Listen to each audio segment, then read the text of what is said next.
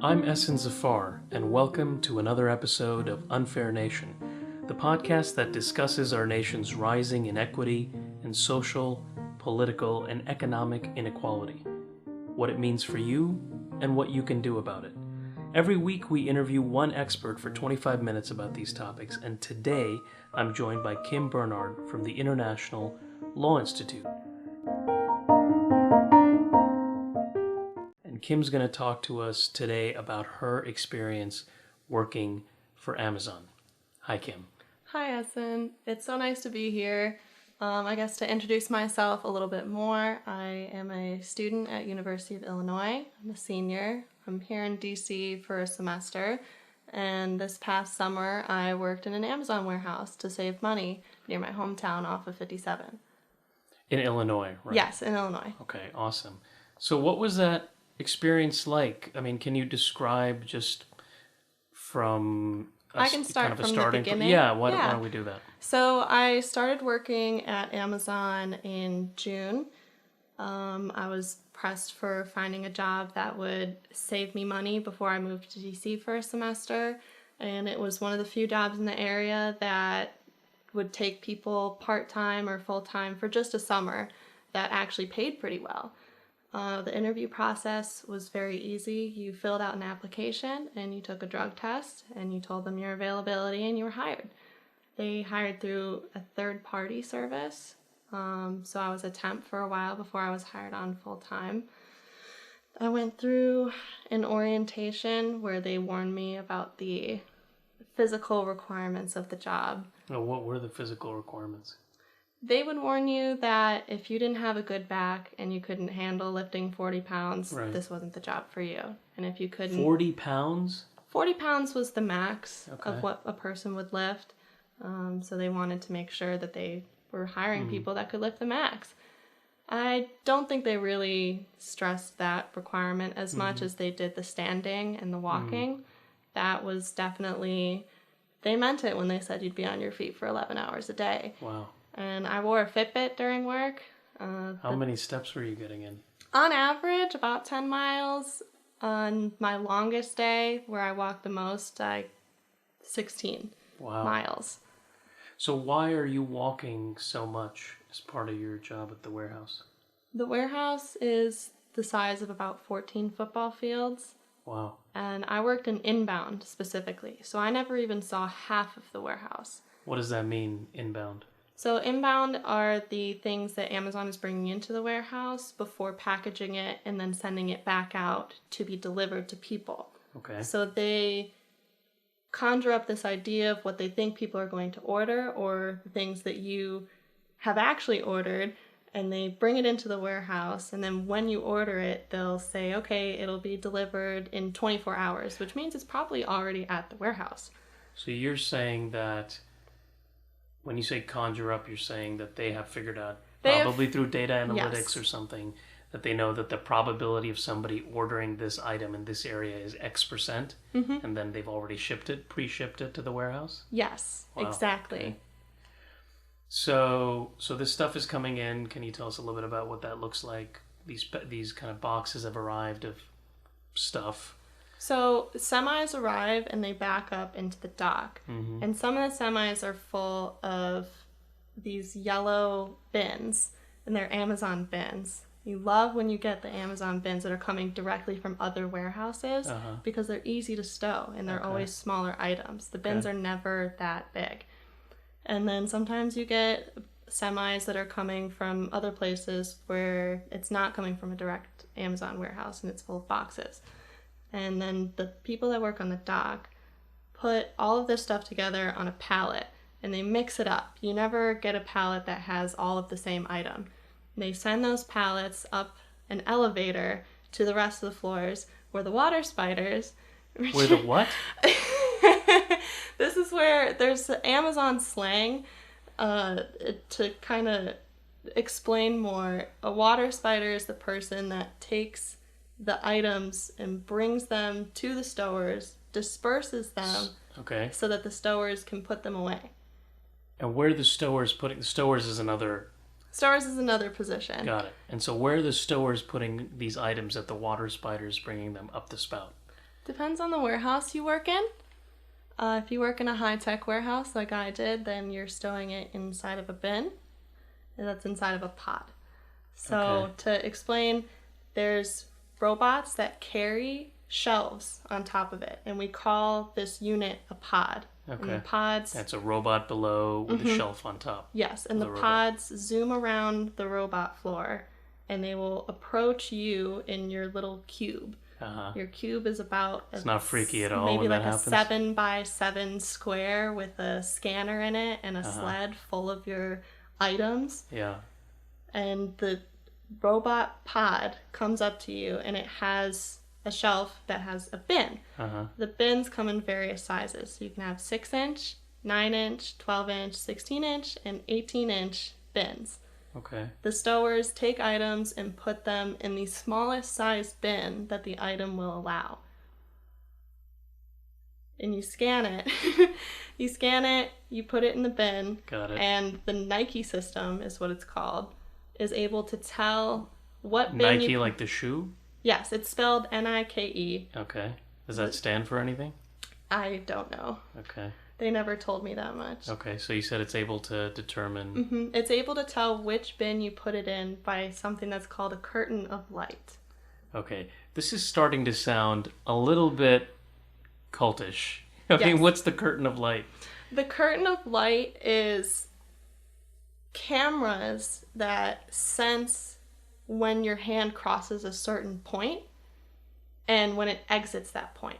Got it. So it tells what bin you put an item in by where your hand exited. Okay. Which is especially dangerous if you're trying to put something in a bin above your head.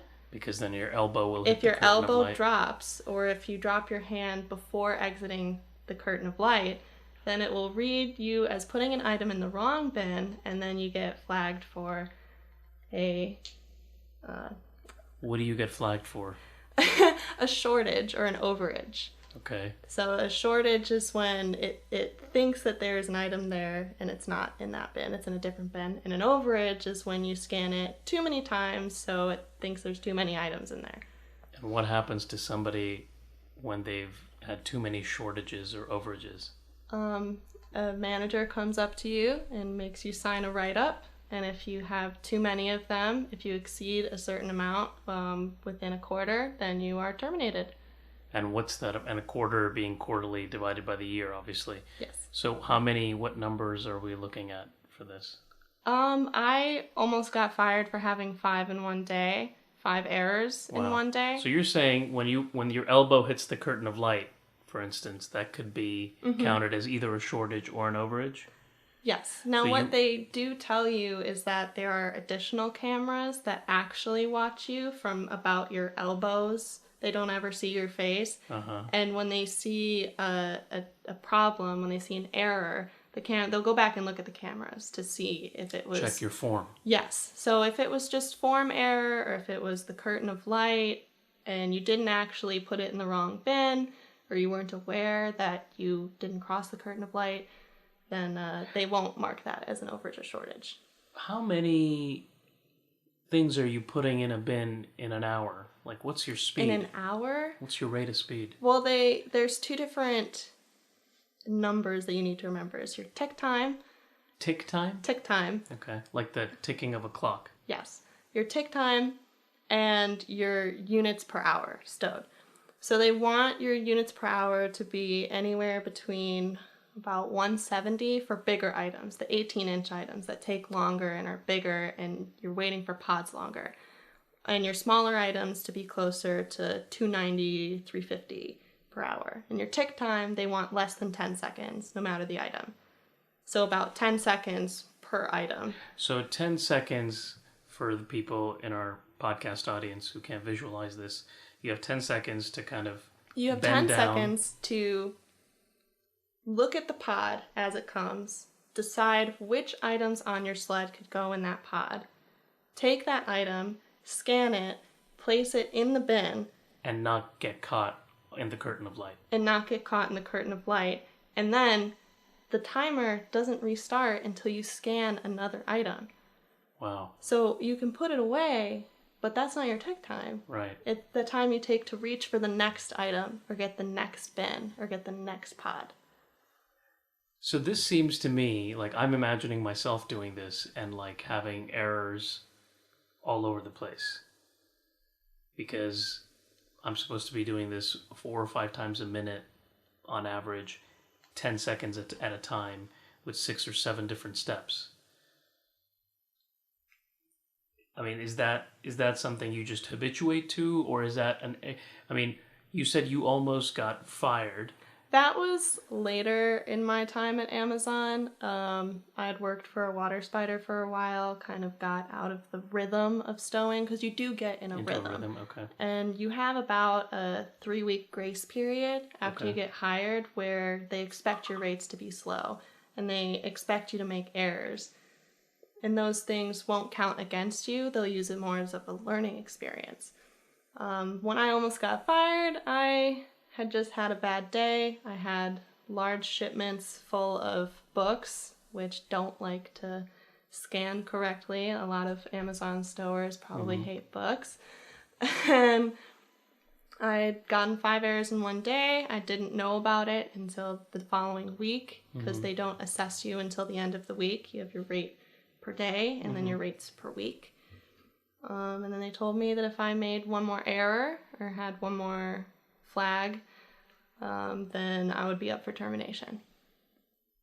What are other ways people, so that's kind of crazy to me, first of all, but like what are other ways people get flagged? I know like there's been stories about workers trying to go to the restroom and like having issues with that, or like waiting in line to check in, like time card in, and having issues with that. That would fall in under TOT, which is time off task. There has to be another acronym. Yes, of course. So time off task? Time off task. So remember what I said about the scanner, the timer not resetting until you scanned another item? Yeah.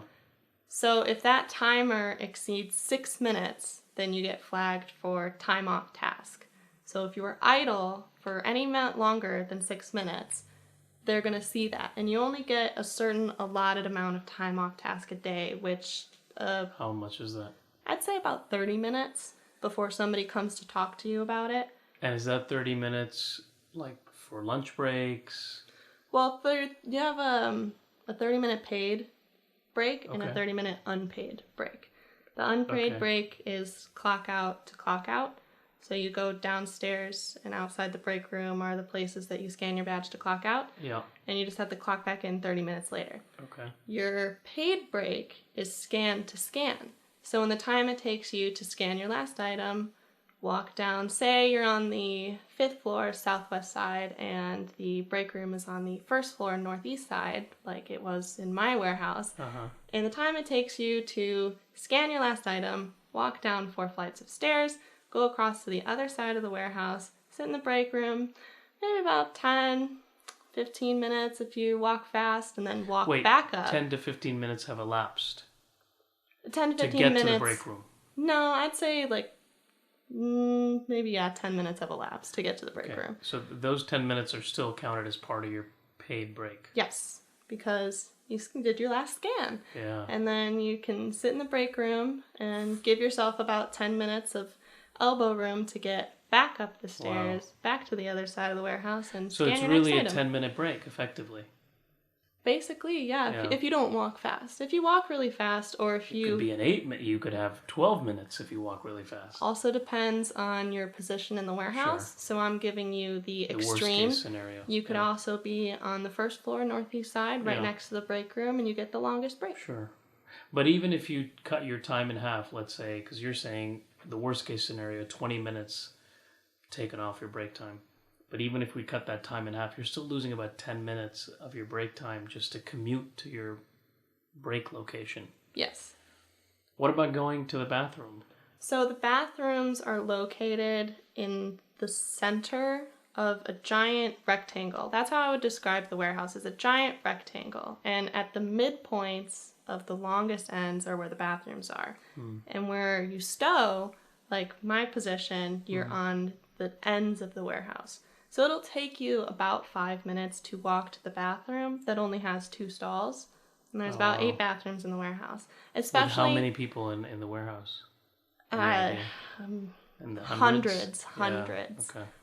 Especially for women, Sure. That becomes a big issue. Right. If you have to wait in line, or if one of the bathrooms is out of order. That's time off task. That's time off task.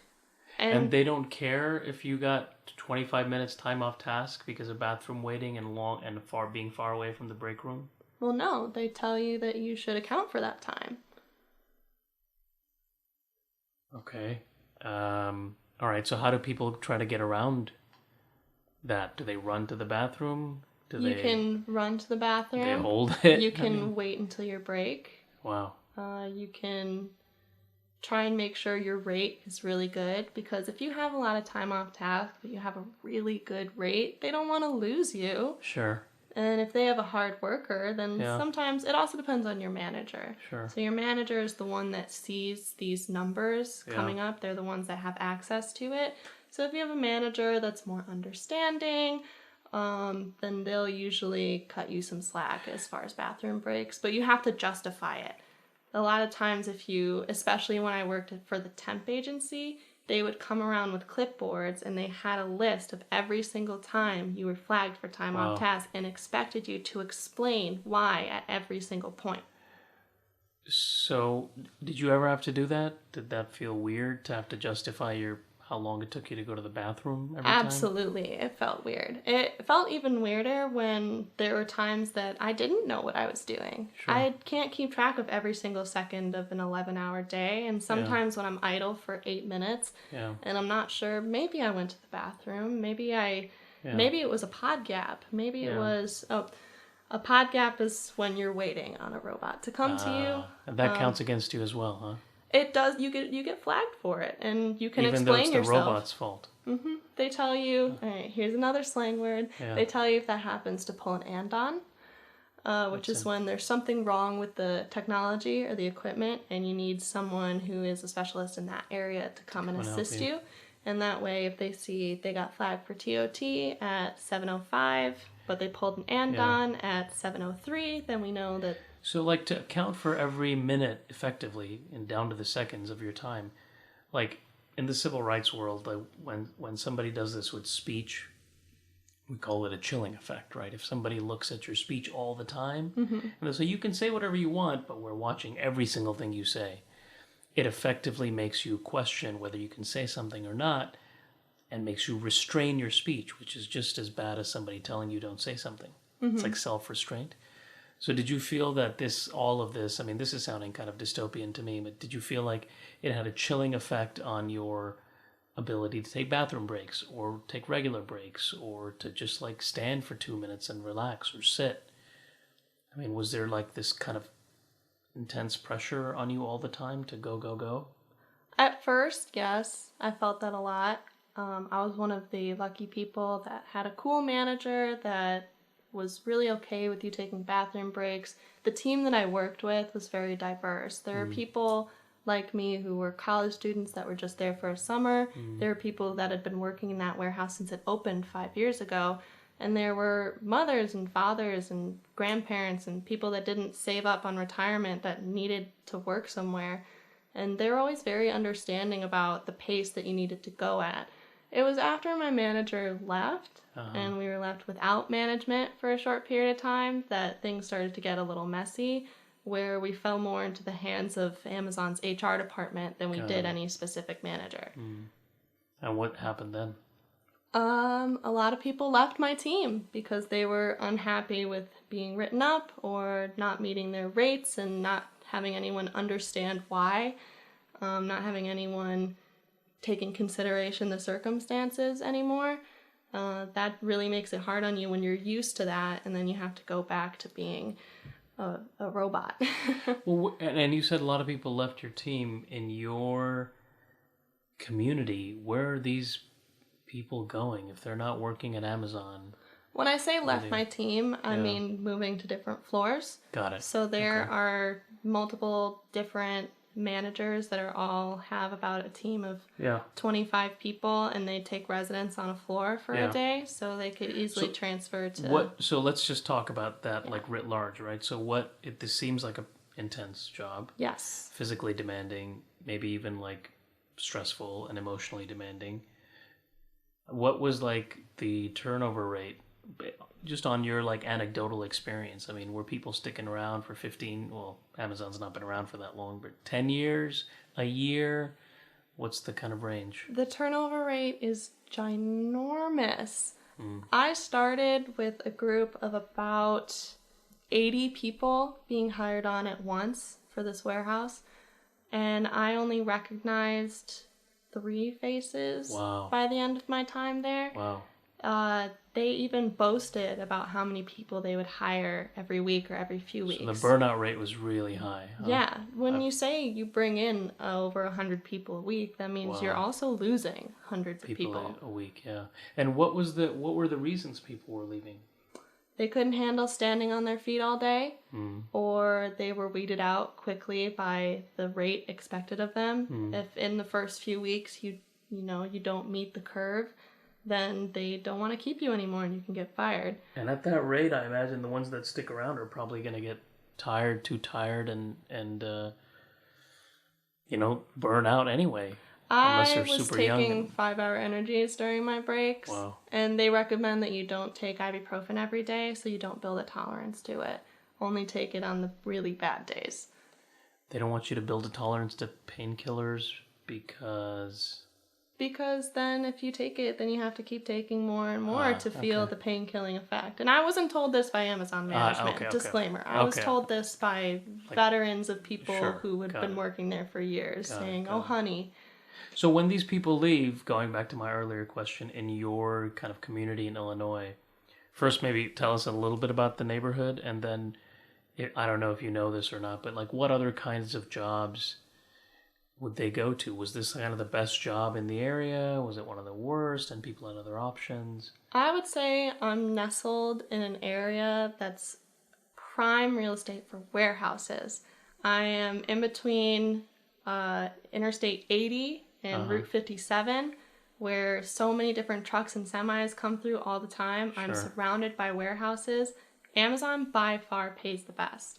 What were they paying you, if you don't mind me asking? $15 an hour starting pay, even as a temp.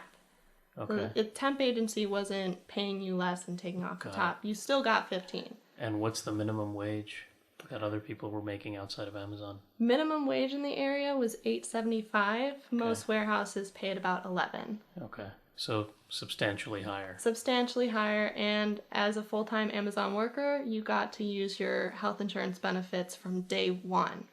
And yet 100 people are leaving a week. Sometimes it's just not worth it. Yeah.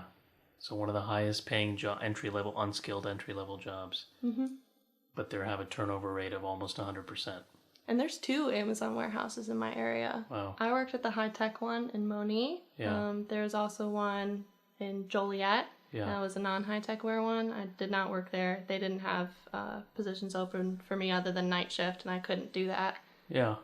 I'm assuming things like unionizing for rights, did that ever come up at all? Never. I never saw anyone make any move toward unions. They never even told you not to form a union. It wasn't like if you form a union, you're going to get fired. You'll all get fired. Yeah. It was just maybe an unspoken rule that everyone knew it wasn't going to work anyway, so why bother trying? Yeah.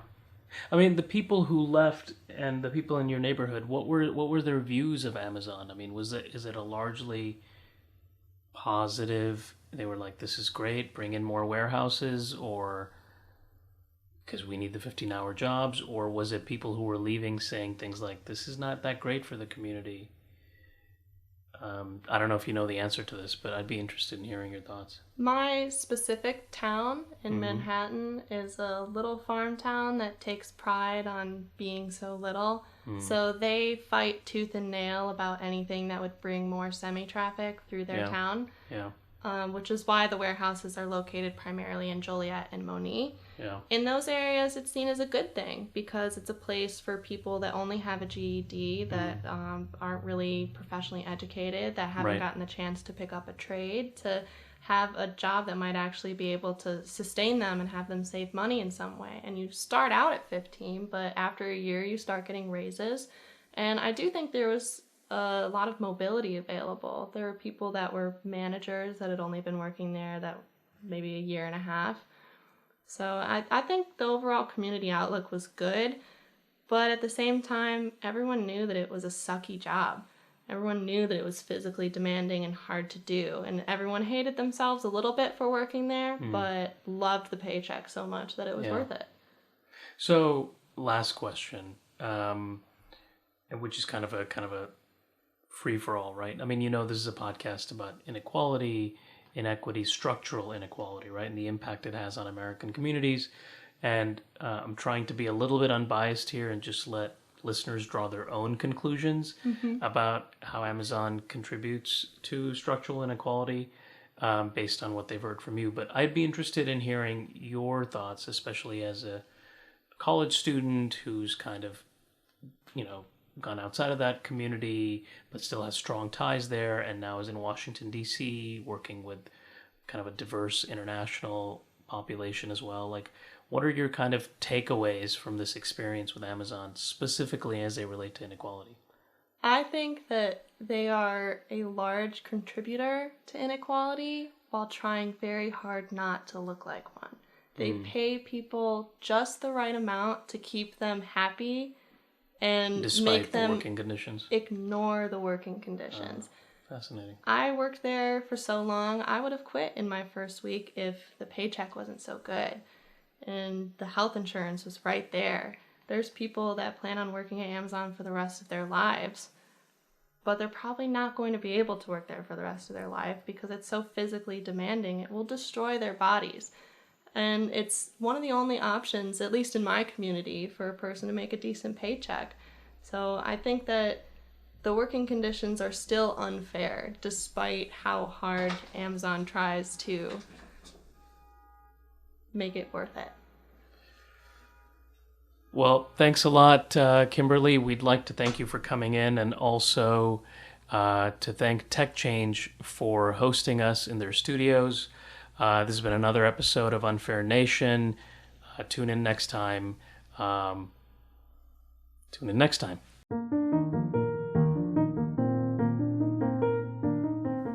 Unfair Nation's brought to you by TechChange, and we have Nick Martin here with us today in the studio. He's the founder and CEO of TechChange. Nick, tell us a little bit about TechChange. Thank you, Essen. TechChange builds beautiful and engaging online courses on topics related to tech and social change. Check out our course catalog at techchange.org, or if you've got an idea for a course and want our help to build and deliver it, get in touch today.